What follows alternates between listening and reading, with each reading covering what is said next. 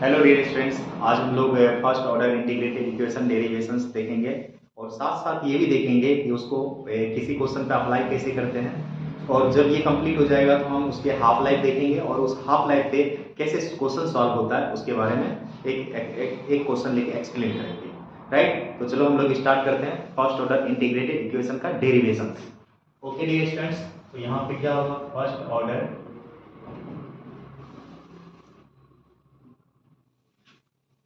Integrated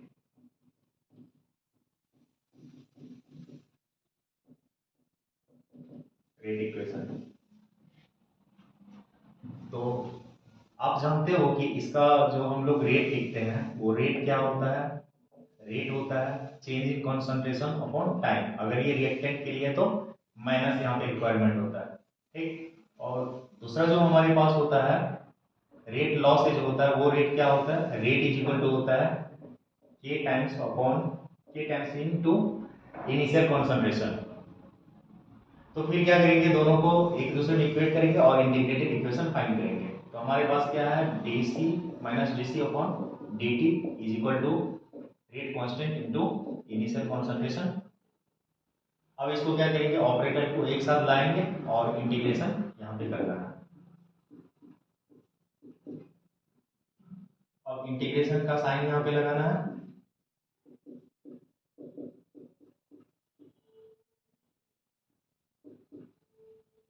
और integration करने के बाद क्या आएगा, इसका वैल्यू ln a और इसका वैल्यू क्या आएगा माइनस के टी। अब देखना, अगर टाइम जीरो होगा तो इनिशियल कंडीशन होगा और इनिशियल कंडीशन पर क्या वैल्यू होता है, ए नॉट वैल्यू होता है। और फाइनल जो कंडीशन होगा हमारा टी टाइम, उस पर क्या होगा, हमारा ए टी वैल्यू होगा। तो फिर इसके अंदर क्या हो जाएगा, एक लोअर लिमिट ए नॉट होगा, अपर लिमिट क्या होगा, ए टी होगा। ठीक, तो फिर इसमें अपर लिमिट लोअर लिमिट का वैल्यू रखेंगे, A naught minus L N A naught हो जाएगा minus K T. Minus K T को मल्टीप्लाई कर लेंगे, A naught L N A T is equal to K T. और उसके बाद हम क्या करेंगे, लॉग को एक टर्म में लाएंगे, L N A not upon A T is equal to K times of T. फिर इस इक्वेशन को लॉग के टर्म में ट्रांसफर करेंगे तो क्या होगा, 2.303 से मल्टीप्लाई हो जाएगा और log 10 मतलब बेस 10 का हो जाएगा ए नॉट अपॉन ए टी और यहाँ पर के टी हो जाएगा। फिर हम यहाँ से क्या फाइंड कर लेंगे, के फाइंड कर लेंगे। के फाइंड करने के बाद क्या होगा, 2.303 अपॉन के, यहाँ पे टाइम फाइंड कर लिया, log A not upon A T हो जाएगा। राइट, तो ये हमारे पास क्या है, फर्स्ट ऑर्डर इंटीग्रेटेड इक्वेशन है जिसमें जितने भी टर्म्स है उस टर्म को पहले समझते हैं। वो टर्म क्या है, जब आप कोई रिएक्शंस कराते हो, जैसे ए से पी प्रोडक्ट बना, तो टी टाइम पर जो टी जीरो टाइम पे जो हमारे पास रिएक्टेंट का कॉन्सेंट्रेशन होता है वो होता है ए नॉट और प्रोडक्ट उस समय जीरो होता है।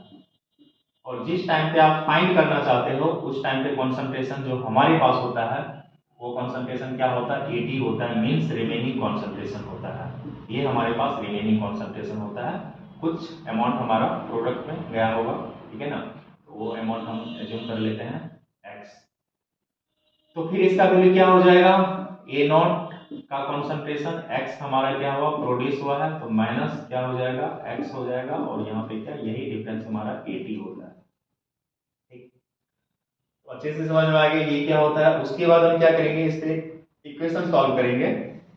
तो कहने का मतलब क्या हो गया, ए नॉट हो गया इनिशियल कॉन्सेंट्रेशन, इनिशियल कॉन्सेंट्रेशन, और ए टी क्या हो गया, concentration at time T, concentration at time T, T time पे कॉन्सेंट्रेशन हो गया।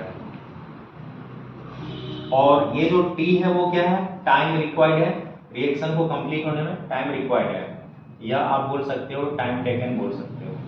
ठीक है, तो ये है हमारा टाइम टेकन। और के हमारे पास क्या है, तो के हमारा है रेट कांस्टेंट है, के हमारा रेट कांस्टेंट है। अब हम लोग चलते हैं, एक क्वेश्चंस लिखते हैं, उस क्वेश्चन को हम क्या करते हैं, इस इंटीग्रेटेड इक्वेशन से सॉल्व करते हैं और हमें पता करना है कि किस तरह से सॉल्व होगा, किस तरह अप्लाई होगा इस पे, right.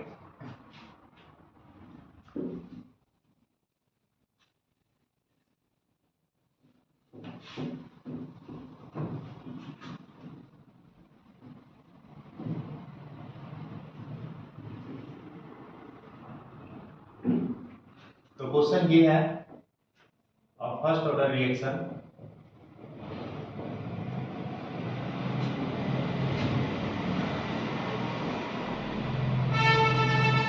completed 90% in 100 seconds, then find rate constant of this reaction। तो इस रिएक्शन के रेट कांस्टेंट हमें फाइंड करना है। तो जरा ध्यान देना कि रिएक्शन जो है हमारा 90%, मतलब ए नॉट को क्या 100% एज्यूम करेंगे, 90% कंप्लीट हो चुका है, तो x क्या है 90%, तो AT क्या हो जाएगा 100 माइनस x मीन्स 90%, तो कितना 10% रिमेनिंग है। अब हमारे पास जो इंटीग्रेटेड इक्वेशन है वो क्या है, k is equal to 2.303, right. और यहाँ पे क्या था, t log a नॉट अपॉन AT है। अब क्या करेंगे, वैल्यू पुट अप करेंगे, वैल्यू कितना है, टाइम का वैल्यू कितना है, तो 100 सेकेंड है। और उसके बाद क्या है, इनिशियल कॉन्सेंट्रेशन 100% एज्यूम किया, रिमेनिंग कितने हैं 10% है, तो कितना हो गया log 10, और log 10 का वैल्यू कितना होता है, log 10 का वैल्यू 1 होता है। ये पूरे का वैल्यू अगर आप लाओगे तो 1 आएगा, और यहाँ कितना आ जाएगा 10 माइनस 2, और ये आपने टाइम को सेकेंड में लिया था तो क्या हो गया पर सेकेंड, यूनिट हो गया, यही यूनिट होता है पर सेकेंड।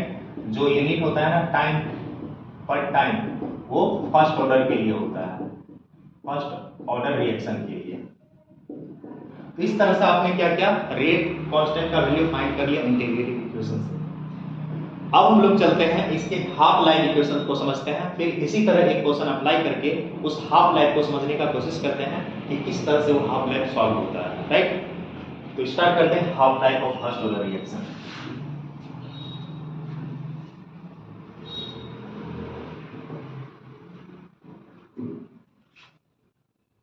तो ये हमारा है half life of first order reaction. तो फर्स्ट ऑर्डर रिएक्शन की हम लोग हाफ लाइफ फाइंड करें। हाफ लाइफ क्या होता है, time required to complete half of initial concentration is known as half life reaction.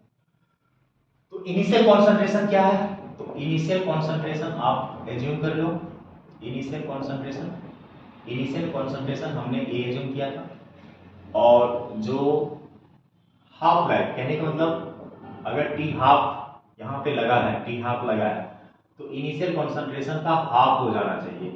Initial concentration जो भी होगा उसका क्या होना चाहिए, हाफ होना चाहिए। तो क्या हो जाएगा, इसका वैल्यू ए नॉट बाय 2 हो जाएगा। तो फिर हम क्या कर सकते हैं, हमारे जो पास इक्वेशंस है, हमारे पास जो इक्वेशंस है इंटीग्रेटेड इक्वेशन है, वो इंटीग्रेटेड इक्वेशन कुछ इस प्रकार है, 2.303 अपॉन के log a नॉट अपॉन AT।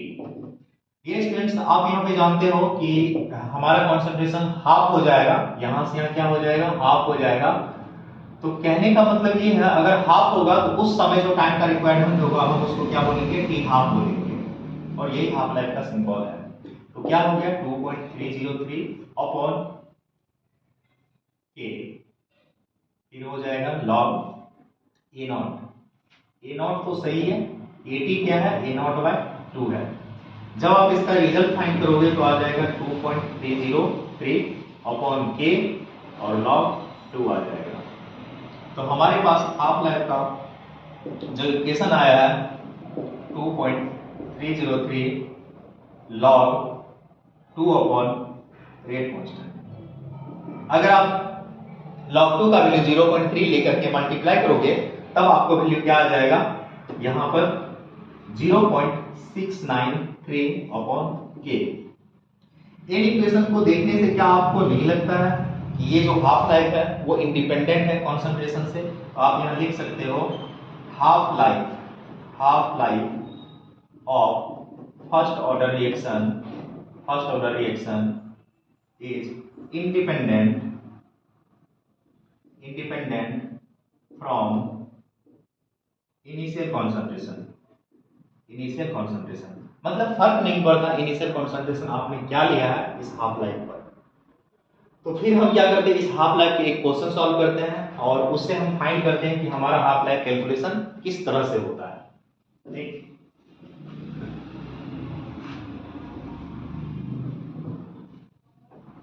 डेट स्टेट्स हमारे पास इक्वेशन है first order reaction takes 40 minute for 30% decomposition find half life. तो यहाँ पे देखना है कि सबसे पहले हमें क्या करना है, हाफ लाइफ के फॉर्मूले लिखने हैं। हाफ लाइफ के फॉर्मूले क्या होता है, 2.303 log 2 अपॉन के। सबसे बड़ा प्रश्न ये है कि हम के को कैसे फाइंड करें।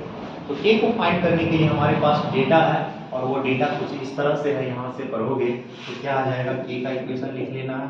क्या होता है 2.303 upon T log a0 upon at।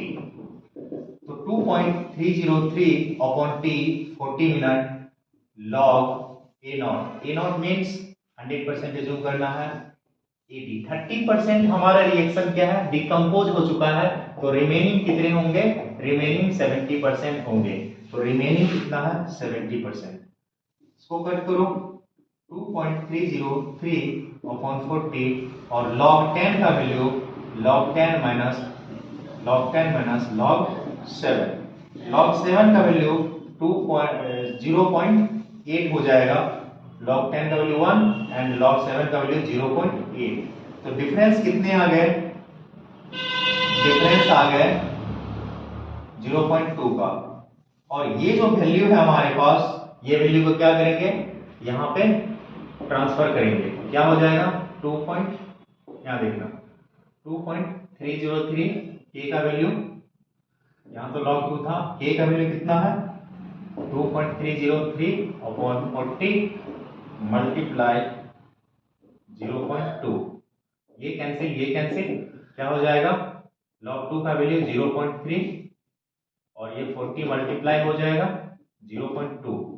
तो कितने आ जाएंगे वैल्यू हो जाएगा 60। यूनिट किसमें था, मिनट, तो यहां भी क्या होगा मिनट। इस तरह से क्या हुआ, हमारा क्वेश्चन आ गया। तो इस तरह हम लोग न्यूमेरिकल सॉल्व करते हैं हाफ लाइफ पे।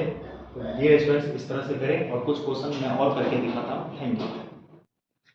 डियर स्टूडेंट्स, ये है हमारे पास फर्स्ट ऑर्डर इक्वेशन के कुछ क्वेश्चंस, जैसे नीट 2K17 2013 में आया था। A first order reaction has a specific rate of 10 power minus 2 second per second. How much time will it take for 20 gram of the reactant to reduce 5 gram? अब देखो ये हो क्या रहा है कि हमारे पास जो है इनिशियल जो कॉन्सेंट्रेशन है वो है 20 ग्राम और ये रिड्यूस होके कितना हो रहा है, रिमेनिंग कितना बच रहा है 5 ग्राम। तो पूछा ये जा रहा है कि इसको होने में टाइम का क्या रोल है, टाइम कितना लगेगा, जबकि गिवन है रेट कांस्टेंट कितना गिवन है 10 पावर माइनस 2 पर सेकेंड गिवन है। और पर सेकेंड का भी मतलब क्या होता है फर्स्ट ऑर्डर रिएक्शन।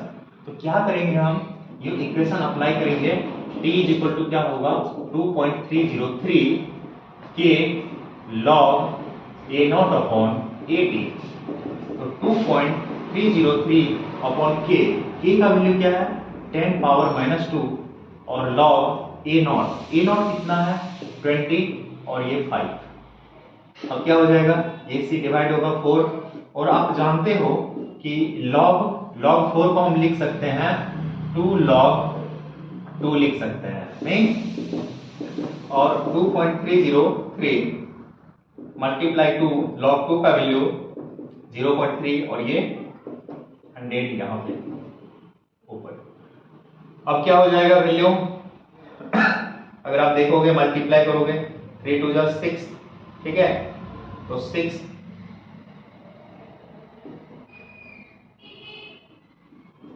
और और कितने डेसिमल है 1 2 3 4 4 डेसिमल है 1 2 3 4 डेसिमल है 2 डेसिमल कैंसिल तो 2 डेसिमल बचा 1 2 ये हमारे पास क्या हुआ टाइम सेकंड में आ गया आंसर इतना सेकंड रिक्वायर्ड चाहिए। ये हमारे नीट के क्वेश्चंस हैं बहुत ही बेसिक क्वेश्चन पूछा जाता है हमेशा put the value get the result वाले कैलकुलेशन लॉग का मैं आपको स्पेशल लॉग के वीडियो में सिखाऊंगा। डियर स्टूडेंट्स एक हमारे पास नीट के 2K19 का क्वेश्चन है 2019 में क्वेश्चन आया। क्वेश्चन क्या है कि रेट कांस्टेंट हमें k के टर्म में दिया हुआ k और टाइम रिक्वायर्ड कितना होगा जब 99% रिएक्शन कंप्लीट हो जाएगा। तो देखो A0 क्या होता है इनिशियल कंसंट्रेशन जो कि हम लोग 100% एज्यूम करते हैं और AT क्या होता है remaining concentration at time t तो वो क्या हो जाएगा 100 माइनस 99 1% रिमेनिंग कंसंट्रेशन है। तो कहने का मतलब है कि हम यहाँ पे टाइम जो फाइंड करेंगे k के टर्म में टाइम फाइंड करना है तो क्या हो जाएगा log A0 अपॉन AT और यहाँ पे देखो 2.303 अपॉन k और A0 कितना है 100% AT कितना है 1% तो log 100 का वैल्यू कितना होता है log 100 का वैल्यू 2 होता है तो कितना हो गया वैल्यू हमारा 3 to the 6 0 3 to the 6 2 to the 4 तो 4.606 के तो हमारे पास आंसर आ गया कितना 4.606 अपॉन के ये हमारे आंसर है। डियर स्टूडेंट्स एक हमारे पास एम्स के क्वेश्चन है 2014 में आया है। क्वेश्चन क्या है if the first order reaction 75% of the reaction complete in 4 hours then how much time is required to complete 87.5% of the reactions. दो स्टेप में ये सॉल्व होगा। पहला स्टेप में क्या होगा हमें यहां से k फाइंड करना होगा और दूसरे स्टेप में क्या करना होगा टाइम फाइंड करना होगा। जैसे हमारे पास जो इक्वेशन है k इज इक्वल टू क्या होता है k इज इक्वल टू होता है 2.303 upon t log A0 upon AT right.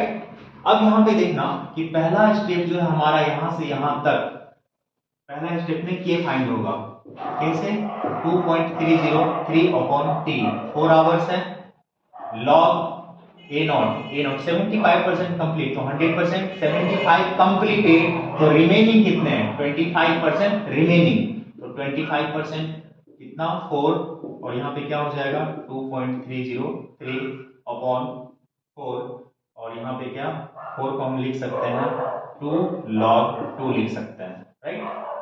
अब इस वैल्यू को क्या करेंगे k में पुट कर देंगे दूसरे इक्वेशन के लिए। दूसरे इक्वेशन में क्या है then how much time required to complete 87.5% of the reaction. अब यहाँ पे क्या करते हैं कि टाइम फाइंड करने के लिए फिर से इक्वेशन लिखते हैं 2.303 k log A0 upon AT। अब यहाँ पे देखना है क्या है 2.303 अपॉन k का वैल्यू क्या है 2.303 मल्टीप्लाई 2 log 2 अपॉन 4 और यहाँ पे क्या हो जाएगा 87% रिएक्शन कंप्लीट हो चुका है तो 87% अगर कंप्लीट हुआ है तो रिमेनिंग कितना है 87.5% अगर कंप्लीट हुआ है तो रिमेनिंग कितना है 12.5 तो 100 अपॉन 12.5 तो इसको जब आप डिवाइड करोगे तो आएगा log 8 ठीक है। अब log 8 आया तो आप उसको कैसे ब्रेक करोगे तो log 8 को आप ब्रेक कर सकते हो 3 log 2 में ब्रेक करोगे क्यों 8 का क्या हो जाएगा 2 पावर 3 और 3 मल्टीप्लाई हो जाएगा और यहाँ पे 2.303 मल्टीप्लाई 2 log 2 अपॉन 4 तो अब यहाँ पे देखो log 2 कैंसिल हो गया ये वैल्यू इससे कैंसिल हो गया और 2 से ये 4 कैंसिल हुआ तो 3 2 जा 6 तो कितना हो जाएगा 6 आवर्स लगेंगे कंप्लीट होने में। तो ये हमारे दो स्टेप रिएक्शन इस तरह के रिएक्शंस होते हैं। पहला स्टेप में k फाइंड होता है दूसरा स्टेप में टाइम फाइंड होता है। इस तरह के रिएक्शंस एनसीईआरटी में भी होते हैं और क्वेश्चंस एमसी में आया हुआ यानी एनसीईआरटी के कॉन्सेप्ट से बिलोंग करता है। तो दोस्तों इस तरह से आपने देखा फर्स्ट ऑर्डर रिएक्शन में मैंने आपको पहले इंटीग्रेटेड रेट इक्वेशन को हमने ड्राइव किया फिर उस पे क्वेश्चंस किए फिर हाफ लाइफ लिए फर्स्ट ऑर्डर के फिर उस पे क्या किए क्वेश्चंस किए फिर हमने फर्स्ट ऑर्डर के 3 क्वेश्चंस लिए कुछ नीट के लिए, कुछ एम्स के लिए, और उन सारे क्वेश्चंस को हमने सॉल्व किया। तो हमें नहीं लगता है कि अब आपको इसमें कोई प्रॉब्लम्स होना चाहिए। अब आप इसको रिवीजन करो और जो भी प्रॉब्लम्स होंगे हम वापस अगले वीडियो में डिस्कस करेंगे। Thank you. फर्स्ट एम्स के क्वेश्चन है 2016 में आया था। क्या है question? Half life of a radioactive decay. Radioactive decay या डिसइंटीग्रेशन इक्वेशन फर्स्ट ऑर्डर का होता है of C14 is 5730 years. Half life कितना दिया? 5730 ईयर्स दिया है। How much time it will take so that 25% of C14 was found in a sample. तो क्या मतलब हुआ?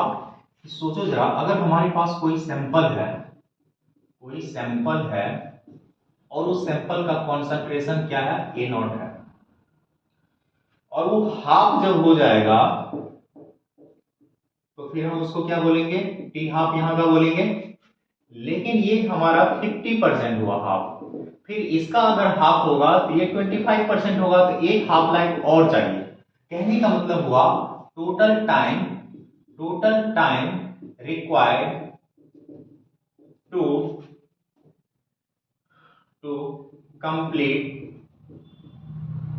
Complete 75% reaction. तो 75% हो रहा है तो 25% रिमेनिंग हो रहा है, तो इसको हम क्या लिख सकते हैं? 25% रिमेनिंग। अगर 25% हमारा रिमेनिंग है या 75% कंप्लीट है तो 2 हाफ लाइफ लगता है, तो 2 हाफ लाइफ लगेगा तो क्या होगा? 2 टाइम्स ऑफ हाफ लाइफ। और हाफ लाइफ के कितने वैल्यू दे रखे हैं? 5730 ईयर्स दे रखा है। अब इसको मल्टीप्लाई कर दो, 0 6 14 11, ये हो गया हमारा हाफ लाइफ का वैल्यू। सिंपल है।